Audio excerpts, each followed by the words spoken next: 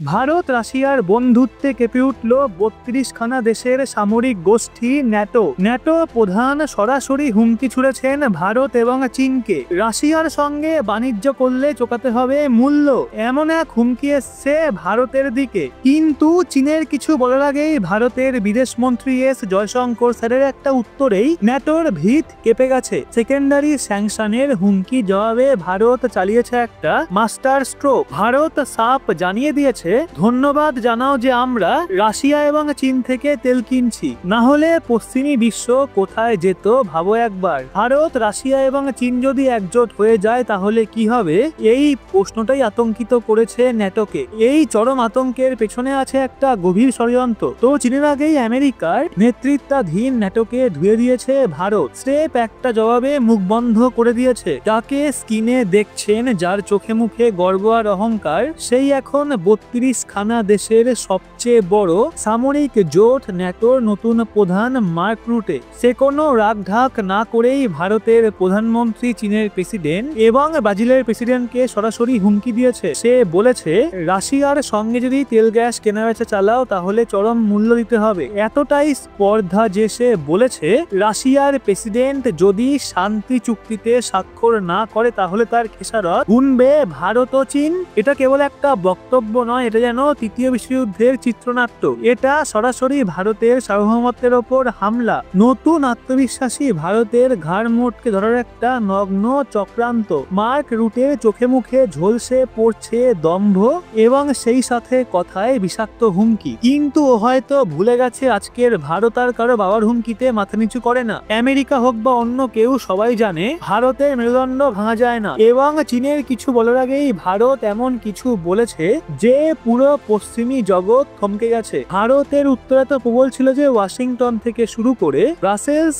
পর্যন্ত কাঁপন ধরে গেছে। চলুন তাহলে এই পুরো কাহিনী একে একে খুলি। এটা শুধু হুমকি নয়, এটা এক মহা বিশ্ব রাজনীতির খেলা। এক্ষেত্রে প্রথমেই বুঝে নেওয়া যাক এই হুমকিদাতা মার্ক রুটে কে। সে নেদারল্যান্ডের প্রাক্তন প্রধানমন্ত্রী এবং সম্প্রতি ন্যাটোর নতুন মহাসচিব হিসেবে নিযুক্ত। ন্যাটো অর্থাৎ নর্থ আটলান্টিক ট্রিটি অর্গানাইজেশন, একটা সামরিক জোট যে সোভিয়েত ইউনিয়নের মোকাবিলায় দ্বিতীয় বিশ্বযুদ্ধের পর গঠিত হয়। তো আজকে এটা বিশ্বের সবচেয়ে বড় এবং মারাত্মক সামরিক গোষ্ঠী, যার রিমোট কন্ট্রোল মূলত আমেরিকার হাতে। তাই মার্ক রুটের কথার পেছনে আসলে আমেরিকার গলা শোনা যায়। এই বক্তব্য সে দিয়েছে আমেরিকার কংগ্রেসে। সরাসরি ভারতের নাম করে হুমকি দিয়েছে। সে যে অস্ত্রের হুমকি দিয়েছে তার নাম সেকেন্ডারি স্যাংশন। এটা ভীষণ সহজ করে বোঝাই। ধরা যাক আমেরিকার সঙ্গে রাশিয়ার শত্রুতা চলছে, তাহলে রাশিয়ার ওপরে প্রাইমারি স্যাংশন চাপানো হলো। কিন্তু যদি ভারত রাশিয়ার সঙ্গে তেল কেনাকাটা চালিয়ে যায় তাহলে আমেরিকা ভারতকেও শাস্তি দেবে। এটাই সেকেন্ডারি স্যাংশন। অর্থাৎ যদি তুমি আমার শত্রুর সঙ্গে কথা বলো তাহলে তুমিও আমার শত্রু। এ এক ধরনের গুন্ডাগিরি। কিন্তু এই খেলার গভীরতা এখানেই শেষ নয়। এক্সপার্টদের মতে মার্ক রুটে শুধু একটা মুখ, এর পেছনে আছে ট্রাম্পের আমেরিকা ফার্স্ট নীতি। তো ট্রাম্প চান ভারত এবং চীন যেন রাশিয়ার সঙ্গে সব সম্পর্ক ছিন্ন করে শুধু আমেরিকার সত্ত্বে বাণিজ্য করে। কিন্তু ভারত, চীন ট্রাম্পের দাম্ভিকতায় পাত্তা দেয়নি, বরং রাশিয়ার সঙ্গে সম্পর্ক আরো গাঢ় করেছে। আর সেই ক্ষোভেই মার্ক রুটে হয়ে উঠেছে ট্রাম্পের কণ্ঠস্বর। এটা কেবল অর্থনৈতিক হুমকি নয়, এখন এটা পরিণত হয়েছে সামরিক হুমকিতে। এক্ষেত্রে তাদের উদ্দেশ্য স্পষ্ট, ভারতকে ভয় দেখিয়ে রাশিয়া থেকে দূরে সরানো। কিন্তু তারা ভারতের আত্মসম্মান এবং ইতিহাস ভুলে গেছে এবং সেখানেই ভারত চালিয়ে দেয় মাস্টার স্ট্রোক। যখন গোটা বিশ্ব তাকিয়ে দিল্লির দিকে, তখন সবাই ভাবছে ভারত হয়তো মাথা নত করবে কিংবা পাল্টা কঠিন জবাব দেবে। কিন্তু ভারত বেছে নেয় কৌশলগত নীরবতা। বড় দেশগুলো ছোটখাটো হুমকিতে চিল্লামিল্লি করে না, আসলে তারা কাজের মাধ্যমে উত্তর দেয়। আর সেটাই করেছে ভারত। আমাদের বিদেশমন্ত্রী এস জয়শঙ্কর স্যার, যিনি তার তীক্ষ্ণ বুদ্ধি এবং যুক্তির জন্য পরিচিত, তো বিশ্ব জুড়ে এমন একটা বয়ান তৈরি করেছেন যে আমেরিকা ন্যাটোর মুখ একেবারে বন্ধ হয়ে গেছে। তিনি বলেন, গত 2 বছরে ভারত যদি রাশিয়া থেকে সস্তায় তেল না কিনতো তাহলে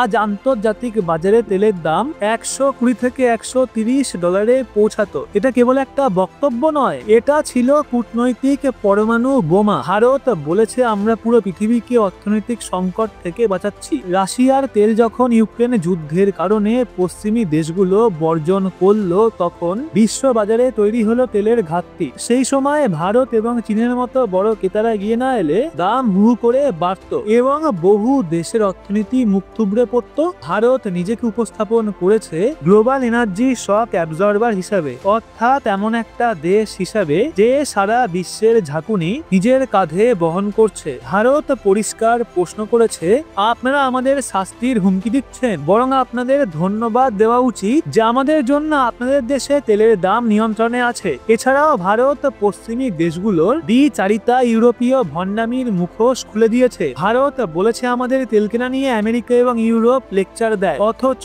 নিজেরা চুপি চুপি রাশিয়ার থেকে এলএনজি, হিরে, সার, অ্যালুমিনিয়াম সবকিছুই কিনছে। এই প্রশ্নটা করেছে যে তোমরা কিনতে পারো আর আমরা কিনলেই সমস্যা। ভারতের এই জবাব পশ্চিমী মিডিয়াতে ফেলে দেয় তোলপাড়। নিজের দেশের সরকারদের বিরুদ্ধেই শুরু হয় সমালোচনা। এই একটা চালেই ভারত শুধু নিজেকে রক্ষাই করেনি, বরং গ্লোবাল সাউথ অর্থাৎ উন্নয়নশীল বিশ্বের নেতা হিসাবে উঠে এসছে। এটা কেবল হুমকি এবং জবাব নয়, এটা আগামী বিশ্ব ব্যবস্থার ভবিষ্যৎ নির্ধারণের একটা মহাযুদ্ধ। ন্যাটো ভারতের ওপর প্রেসার ক্রিয়েট করে আসলে চায় ভারত যেন চীনের বিরুদ্ধে শক্তভাবে দাঁড়ায়, কিন্তু এর ফল হয়েছে উল্টো। এই হুমকি ভারত, রাশিয়া এবং চীনের মধ্যে সম্পর্ককে আরো গভীর করে দিয়েছে। আজ এই তিনটে দেশ বুঝেছে ওই পশ্চিমী চাপে পড়ে বাঁচার একমাত্র পথ পারস্পরিক সহযোগিতা। এই ভাবনাতেই ভারত কাজ করছে একটা গোপন মিশনে, ডলারের আধিপত্য শেষ করার জন্য। কারণ আমেরিকা স্যাংশন সফলভাবে চালাতে পারে তখনই যখন বিশ্ব